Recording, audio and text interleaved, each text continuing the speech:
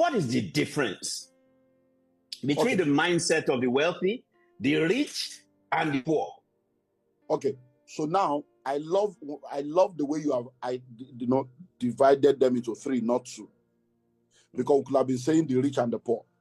But you see, the wealthy is different from the rich is different from the poor. So I will start from wealth and riches. Riches is cash based, is money based. Wealth is asset based. So you can be rich and not be wealthy. So any fool can be rich. If I give you 100 million now, you are rich, but you are not wealthy. If you win 100 million through the lottery, you are rich, but you are not wealthy. If you inherit 100 million, you are rich, but you are not wealthy. Because if you have money, a lot of people are so poor that all they have is money. They are so poor, all they have is money. Oh my God. You can be a kidnapper and you have money. You can be a drug dealer, you have money, but that doesn't make you wealthy. It makes you rich, but it doesn't make you wealthy. Wealth is holistic. So my own book, I for instance, in most of my books, maybe in Pathway to Wealth, School of Money, I spoke about wealth. For you to be wealthy is a complete holistic thing. So wealth is asset-based, not just cash-based. Health is wealth. Relationship is wealth. Your spiritual is wealth. Experience is wealth. That's how we talk about wealth of experience. So wealth is holistic. So wealthy people are people that are not just about making money, but about making impact.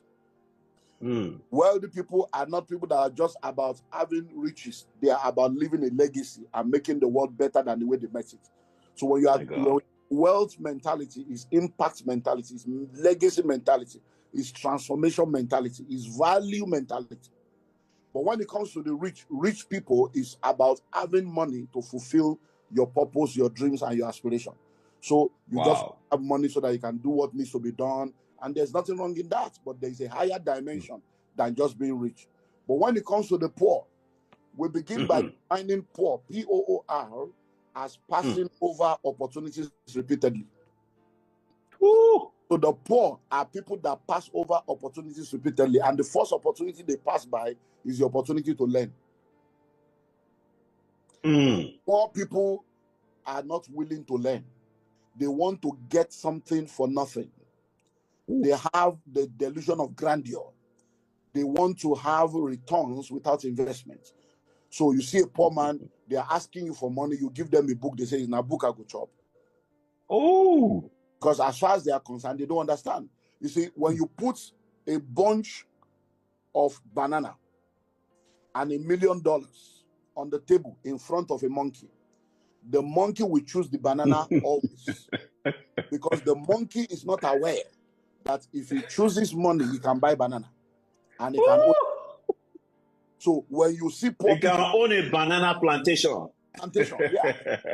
When you see poor people, they always pass over opportunities. Opportunity to learn, they don't want to. And a seminar will go chop. All this aspire to perspire, to acquire what to require. They talk down on knowledge. They talk down, and whatever you mock, you cannot attract. Today, you see all manner of poor people with 200 naira recharge card, insulting pastors, insulting rich people, insulting people older than their father, insulting people that have achieved what they cannot achieve in 20 years. Why? Because of their mindset. It's a mindset. When we talk about poverty, there are 5 dimensions of poverty. When you look at the poverty spectrum, number 1, poverty is a spirit. Number 2, poverty is a mindset. Number 3, poverty is an habit. Number 4, poverty is a lifestyle. Number 5, poverty is a state. So when you see a poor man, the first thing you see that makes you know that he's poor is that you see him in a state of poverty, a state of lack and hardship, a state where he lacks what he needs.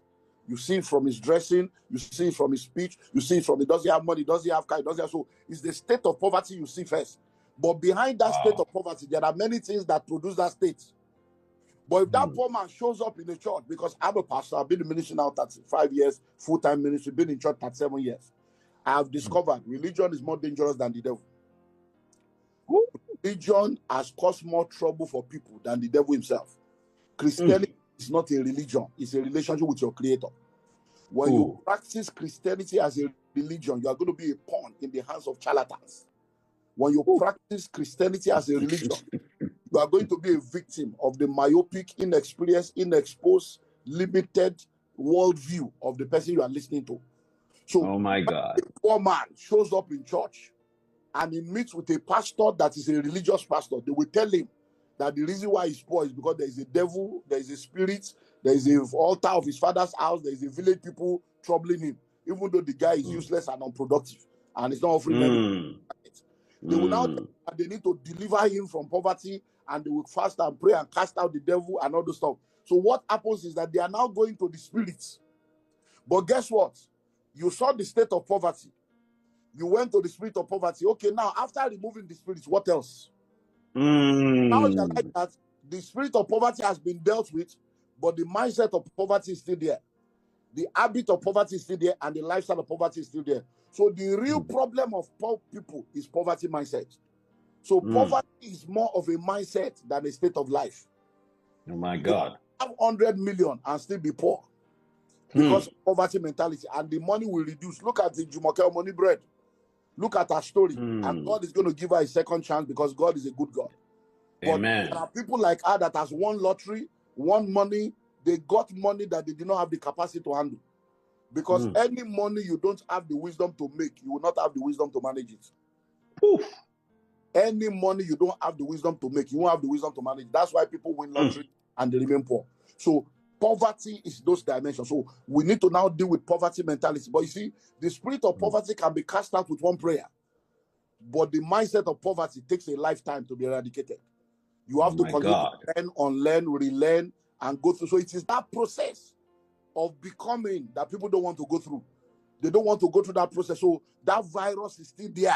Colonial masters left us over 60 years ago. Colonial masters left us over 60 years ago. Are we really free? Are we really independent? No. Is dependence independent? That's what poverty does. Wow. Poverty will leave you with a software of poverty. So the poverty software is what is now running the life of many people. And that's the mindset.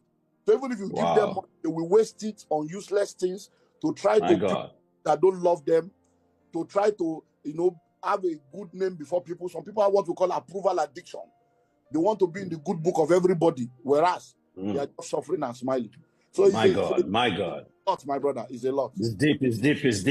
Wow. Let me pause a bit. Take it all in. The next question I want to fire is, what are the principles of wealth creation? Okay, like I said earlier on, I'm going to say a few things that I call facts about wealth creation. They are in my book, How to Create Wealth as a Career Person. I documented the facts that people need to know about wealth creation. Fact number one is that there is a wealthy place. Everybody can be wealthy. Because one of the major viruses that has kept many people poor is what I call the scarcity mentality. People are made to believe that there is scarcity, there is not enough to go around. That's a scam. There's no scarcity anywhere. You see, if you say there is no money in your pocket, you are right. If you say there is no money in your bank account, you are right. If you say you don't have money in your life, you are right. But to say there's no money in Nigeria, you are a liar. To say there's no money in the world, you are a liar. Why? Because all the money on earth is still on earth. It didn't travel. I keep telling people that I have never seen an airplane or a rocket that moves money out of earth to heaven. So you're right. It is here. Wow. Please go ahead. The money on earth is still on earth. It didn't travel. Aliens did not carry it. So if you say you don't have money, it's not because there is no money. It's because the money is with somebody else. My God. That's what they call it currency. Currency is either flowing to you or it's flowing away from you. Money is a currency. So every wealth is, so number one, there's a wealthy place. Everybody can be wealthy if they know what to do. Number two, there is a path that leads to the wealthy place. If you identify the path and you take the trip, you will get there. Number three, wealth is created. Somebody has to take responsibility for the creation of the wealth. It's not automatic. Wealth is created. You find out that when you become successful, everybody wants to find out, what's the secret of his success? How did he make money? Nobody investigates the source of your poverty. Ooh. It is your ability to investigate the source of your own poverty. Why is my father poor? Why is my mother poor? Why was my grandfather poor? When you now sit down to investigate, you will now be able to make the decision that will change the story. Number 4, wealth creation takes time. It's not a get rich quick scheme. It's not a luta. I want to do it. No, it's not 419. It's not Yahoo Plus. No, it takes time to create wealth. Number 5, there are ingredients for wealth creation. If you want to create wealth, there are ingredients. The same way you enter kitchen and you begin to cook with ingredients. To create wealth, there are ingredients. Those are the things we call the laws, the principles, the keys, the strategies of wealth creation.